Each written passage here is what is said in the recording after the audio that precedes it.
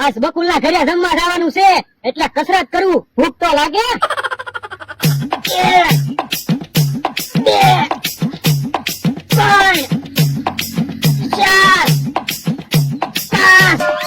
5 લાડવા ખવા છે. 5 લાડવાની તો તું વાત કરે, હું તો 10 લાડવા ખાઈ જાય. મોટા લાડવા હોય ને તો 10 લાડવા ન ખવાય. એટલે તો જોને હું ગારાના લાડવા બનાવીને લાવ્યો, માપ કાઢો હાટું. નાનો લાડવો હોય તો 1 બચ્ચા ખાઈ જવાનો, અને મોટો લાડવો હોય ને તો 2 બચ્ચા કરીને ખાવાના. મીઠા લાડવા જ નહીં ખાતો, નકર બધા તારા દાંત કાઢશે. અને એમ તો મને ખબર પડે, પેલા થોડાક દાળ ભાત ખાઈશ, પછી 4-5 લાડવા ખાઈ લઈશ, વળી પાછા થોડાક દાળ ભાત ખાઈશ અને 4-5 લાડવા ખાઈ લઈશ, એટલે કોઈ ખબર નહીં પડે હું કેટલા લાડવા ખાઈ ગઈ. કોઈ વાંધો નહીં. એટલે શેની સંસ્થા કરો? એ બકુલના ઘરે જમવા જવાનું છે ને એટલે કસરત કરવી, ભૂખ લગાડવી. તો પણ મને કહો ને, હું તમને ભૂખ લગાડી દઉં તો અમને ક્યાં વાંધો છે? કોઈ બાપા પણ અહીંયા ઢીકા હું કામ મારે? તમને વધારે ભૂખ લાગે ને એટલે. એમ અમારે કાંઈ ભૂખ ના લગાડવી હો, એ વાતું ના કરવી. હાલો જમવા ભાગવી. હાલો હે તમારે બેયને જમવા આવવાનું છે? હા, અને બેયને થોડું જમવા આવવાનું હોય, એકને જમવા આવવાનું હોય. તો તમે બે કામ જમવા આવો? અમારે તો આમંત્રણ છે એટલે. તો પણ અમારે આમંત્રણ છે. ઈ તો બકુલભાઈ અમારા ભાઈબંધ છે ને એટલે અમને બેયને આમંત્રણ આપ્યું. તમારે તો અમથો ભાઈબંધ છે. એ તું જમાડે તો કેટલો બધો પાવર કરે, તાનો મને બેને ઢીબે નાખજો. એ મી તો મસ્તી કરી. હા તો વાંધો નહીં. હાલો હા ઉતાવળે બકુલભાઈના ઘરે વયા જાવી. આપણે એટલાનું કઈ જમણવાર નથી, આખી શેરીનું જમણવાર છે. દાળ ઘટશે ને તો પાણી વાળી દાળ ખાવી પડશે આપણે. હાલો બધા જમવા આવે ને એટલે તારે પેલા થાળી આપી દેવાની, પછી વાટકા આપી દેવાના, અને પછી સમસી આપવાની. એ વાંધો નહીં. ઈ કે દુના જમણવાર રાખવાની વાતો કરતા હતા, આજ જમણવાર રાખી દીધો. કોનો ફોન છે? એ મારા બાનો ફોન હતો. તો એને કે ને ટાઈમ હોય તો જમવા આવે. પણ એમ તાત્કાલિક તો કેમ જમવા આવે? હા ઈ હાચું. બીજી વાર જમણવાર રાખશો ને ત્યારે તારા બાને અગાઉ કહી દઈશું. પણ બાબા તે શેરીમાં બધાને જમવાનું કીધું ને? ના ના બધાને નથી કીધું. કેમ? જમવાનું ખૂટી ગયું હોય તો? એલા મારા ઘરે જમણવાર છે, એમ થોડું જમવાનું ખૂટે? લ્યો તો પીરી કાકીને બધાને કહેતી આવું. એ હારું. હા આપણે છેલ્લે જમવાનું હો. એ વાંધો નહીં. બધા જમી લે ને પછી આપણે કઈ નિરાંતથી જમશું. હે મારા ભાઈબંધો તો બધા આવ્યા.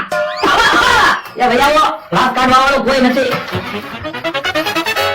આવા બધાને થાળીઓ વાટકા ને સમસી આપી દે. એ હારું.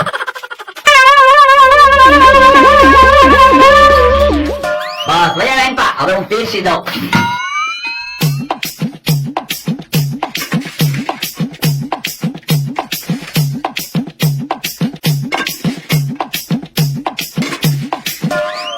યા હા સારું. પણ બકુલભાઈ બધી વસ્તુ આપી દો ને પછી જમવાનું ચાલુ કરવી. પણ જમવાનું આપી તો દેજો. હે ખાલી ખીચડી જ છે? હા તો આ સમસીન વાટકા ને એવું શું કામ આપ્યું? એમાં એવું છે, કોકને થાળીમાં ખીચડી ખાતા ન ફાવે તો વાટકામાં ખીચડી ખાવાની, અને કોકને હાથે ખીચડી ખાતા ન ફાવે તો સમસીથી ખીચડી ખાવાની. છે હે બકુલભાઈ રમાડવા શું કામ રાખ્યો? એમાં એવું છે, મારે ખીચડી ખાવાની બાધા હતી, તે આજ બાધા છૂટી કરી તો મેં કીધું જમણવાર રાખી દેવી ને. એ બકુડા સિંગ તેલ હોય તો લાવ ને, ખીચડી ખાવાની મજા આવે. હવે સિંગ તેલ તો એની નથી ખાતા. તો બકુલભાઈ ડુંગળી આપો, ડુંગળી ને ખીચડી ખાવી. એલા ડુંગળી હોય તો પુલાવ ન બનાવી. અને તમને બધાને એક ઠપકો આપવાનો છે. શું? તમને બધાને કીધું તું વહેલા 5 વાગ્યામાં રહોડું ચાલુ કરવાનું છે, તો એકેય ન આવ્યા, બધા જમવાના ટાઈમે આવ્યા.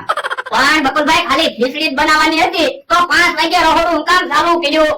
11:30 પાણીમાં મગ ચોખા ને મીઠું નાખીને ચૂલા ઉપર તપેલું મૂકી દીધું હોત ને તો એની હાથે ખીચડી બની જાત. પણ એમાં એવું છે, આખી શેરીનો જમણવાર છે તો ઉતાવળ તો રાખવી જ પડે ને. હા બકુલ તો કે ખીચડી આપે, પણ આવડા બધાને ખાઈ તો લેવા દે. કામ દુકાનના ઉદ્ઘાટનમાં ગયો તો હારું હતું ને. હા ઈ હાસુ તો સેવડો ને પેંડા તો ખાવા મળે. બકુલ ઘોડાને એને ખીચડી આય. એ હારું શરમાતા ને હો, બધા નિરાંતથી જમજો. તો તારે ખીચડી ખાવી હોય તો તું ખીચડી લે લે, મારું નામ કાઢ દે. પણ એમ થોડું આવે બકુલનું માન રાખવું જોઈએ. બકુલ બધાને ખીચડી આય. એ હારું. મારા ઘરે જમણવાર છે ને એમ થોડું હાલે, તમે ભૂખ્યા જો કરાઈને ખાજો તમ તારે. બકુલભાઈ મારી ઘરે ખીચડી પડી છે, હમણાં ન આપતા. એ વાંધો નહીં, ભૂખ્યા નહીં રહેતા. આ તો બધી જીગરની વાત છે. આવડા પૈસા વાળા છે પતંગ કાકાની, તોય આવો મોટો જમણવાર રાખી શકે નહીં હો. તો આ પછી વટ પાડી દીધો ને. હા હો.